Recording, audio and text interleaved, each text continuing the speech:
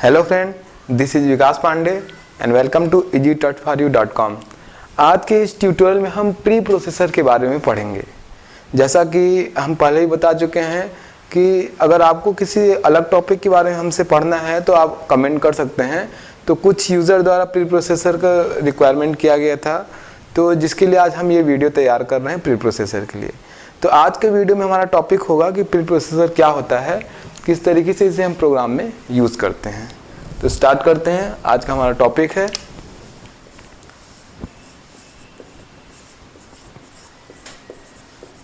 Pre processor. सबसे पहले हमें समझना होगा कि प्री प्रोसेसर क्या होता है। जिस तरीके से जब हम प्रोग्राम बनाते हैं तो आपने पहले प्रोग्राम में ध्यान दिया होगा, हम has include stdio.h, has include conio.h इस तरीके से फाइल को इंक्लूड करते हैं, मतलब उन लाइन पे हैज़ का यूज करते हैं। ये लाइंस प्री प्रोसेसर कहलाएंगे, मतलब इस लाइन पर प्री प्रोसेसर डायरेक्टिव्स का यूज़ किया गया है। तो एक्चुअल में अगर हमें प्री प्रोसेसर क्या होता है ये समझना है तो इसके पहले हमें प्रोग्राम की कंपाइलिंग प्रोसेस को समझना होगा। मतलब जब हम प्रोग्राम एक सी का प्रोग्राम यूज़ करते हैं, रन कराते हैं, तो उसकी जो प्रोसेस होती है उसको समझना होगा। तब हम ज़्यादा अच्छे से समझ पाएंगे कि प्री प्रोसेसर कहाँ उस प्रोसेस में यूज़ होता है या प्री प्रोसेसर क्या होता है। उसके लिए सबसे पहले हम प्रोसेस समझते हैं प्रोग्राम को रन कराने का।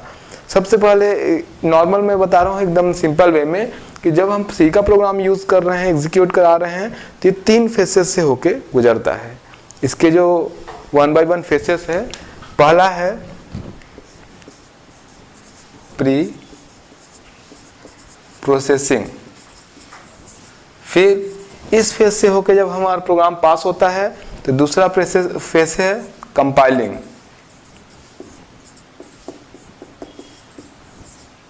और जब सेकेंड फेज से होकर हमारा प्रोग्राम पास होता है तो फिर है लिंकिंग। इस तरीके से इस डायग्राम में आप देख पा रहे होंगे कि इन 3 फेसेस से होके हमारा प्रोग्राम एग्जीक्यूट होता है। एक्चुअल में जब हम प्रोग्राम को रन कराते हैं तो सीधे कंपाइलेशन प्रोसेस स्टार्ट नहीं होता या सीधे प्रोग्राम कंपाइल नहीं होता। प्रोग्राम के कंपाइल होने से पहले सी में प्री प्रोसेसिंग का फेस आता है, यानी प्रोग्राम प्री प्रोसेस होता है, उसके बाद वो एक्चुअल इसकी कंपाइलिंग स्टार्ट होती है। तो यहाँ पर जो स्टेज है प्री प्रोसेसिंग, यहाँ पर ये जो टर्म काम आता है प्री प्रोसेसर। इसका मतलब ये है कि एक्चुअली जब हमारा प्रोग्राम रन होता है तो प्रोग्राम कंपाइलिंग करने से पहले प्रोग्राम प्री प्रोसेस होता है, तो जो कि प्री प्रोसेसर द्वारा किया जाता है। मींस प्री प्रोसेसर एक प्रोग्राम है जो कि एक्चुअल कंपाइलेशन से पहले हमारे सोर्स कोड को प्री प्रोसेस करता है। इसके लिए हम कुछ प्री प्रोसेसर कमांड्स या उन्हें प्री प्रोसेसर डायरेक्टिव्स बोला जाए उनका यूज करते हैं। मतलब प्री प्रोसेसर डायरेक्टिव्स ऑपरेट करते हैं प्री प्रोसेसर को। जब एक्चुअल में प्रोग्राम रन होता है तो प्रोग्राम के एक्चुअल कंपाइलिंग से पहले प्री प्रोसेसर प्रोग्राम द्वारा हमारे जो सोर्स कोड है उसको प्री प्रोसेस किया जाता है। इसके लिए हम प्री प्रोसेसर डायरेक्टिव्स का यूज करते हैं प्रोग्राम में। तो जो अगला टर्म आता है वो है प्री प्रोसेसर डायरेक्टिव्स।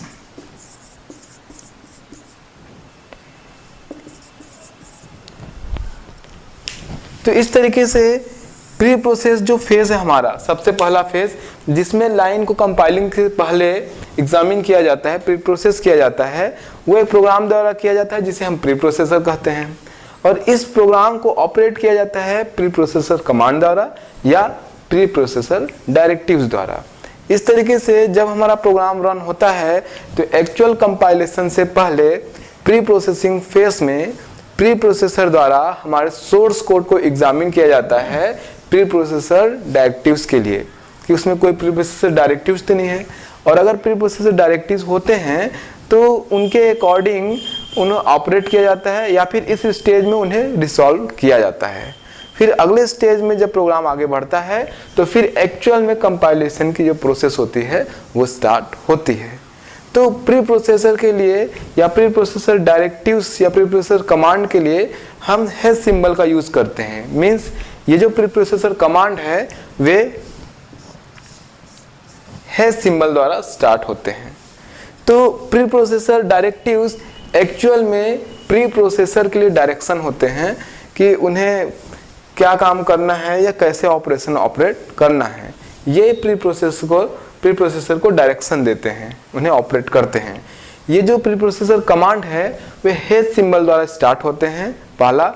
दूसरा, ये जो लाइंस होती है प्री प्रोसेसर की, ये हमारी प्रोग्राम लाइंस नहीं होती, या फिर ये सोर्स कोड में भले लिखी जाती है लेकिन ये प्रोग्राम की लाइंस नहीं होती, ये बल्कि प्री प्रोसेसर के लिए डायरेक्टिव्स होती है, मतलब डायरेक्शन होती हैं।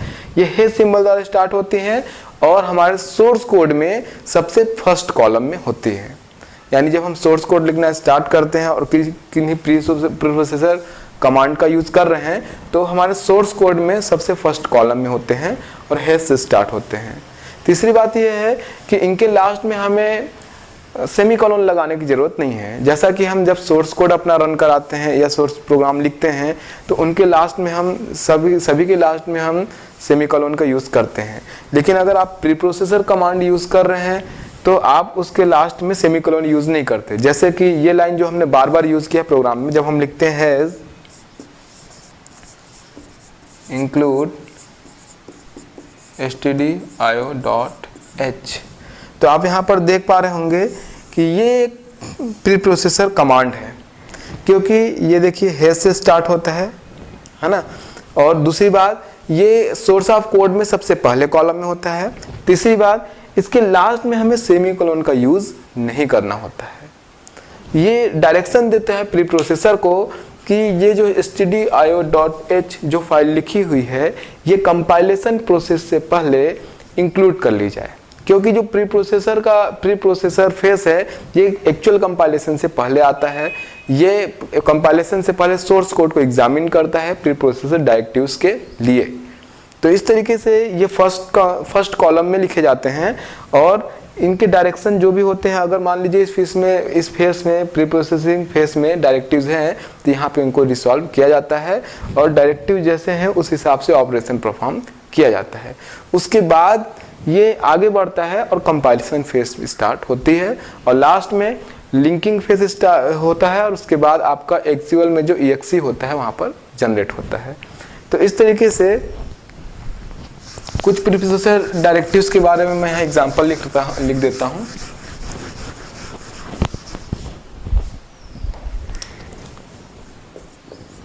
प्री प्रोसेसर डायरेक्टिव्स,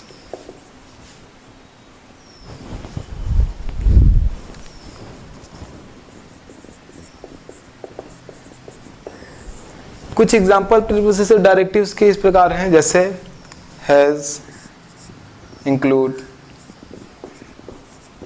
जिसको कि अभी हमने यूज किया, पहले ही प्रोग्राम में यूज किया है। ये फाइल इंक्लूजन के लिए कमांड देता है, मतलब ये फाइल इंक्लूजन के लिए फाइल को स्पेसिफाई करता है कि कौन से फाइल को इंक्लूड करना है प्रोग्राम में। आगे हैज डिफाइन, ये मैक्रो को डिफाइन करता है। जैसा कि आप आगे के ट्यूटोरियल में मैक्रो के बारे में भी आपको पढ़ाया जाएगा, ये मैक्रो को डिफाइन करने के लिए यूज किया जाता है। हैज अनडिफ, ये जो मैक्रो होते हैं उनको अनडिफाइन करने के लिए यूज किया जाता है। इसी तरीके से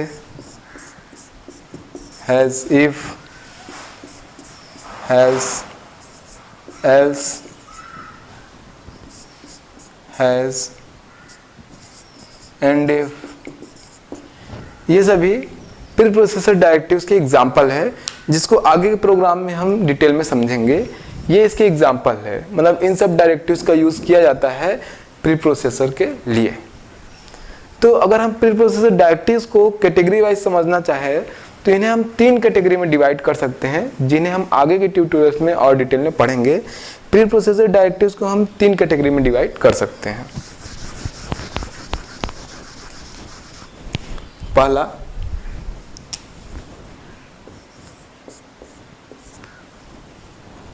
प्री प्रोसेसर डायरेक्टिव्स को जब हम यूज करते हैं तो इसमें बहुत ढेर सारे प्री प्रोसेसर डायरेक्टिव्स हैं। जनरली हम जो प्रोग्राम में यूज करते हैं उनके बारे में आगे पढ़ेंगे। और प्री प्रोसेसर डायरेक्टिव को 3 कैटेगरी में हम डिवाइड कर सकते हैं। पहला होता है मैक्रो सब्स्टिट्यूशन,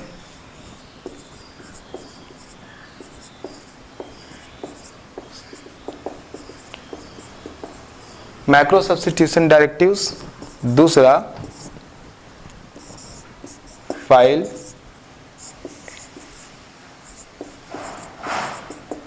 इंक्लूजन डायरेक्टिव्स और तीसरा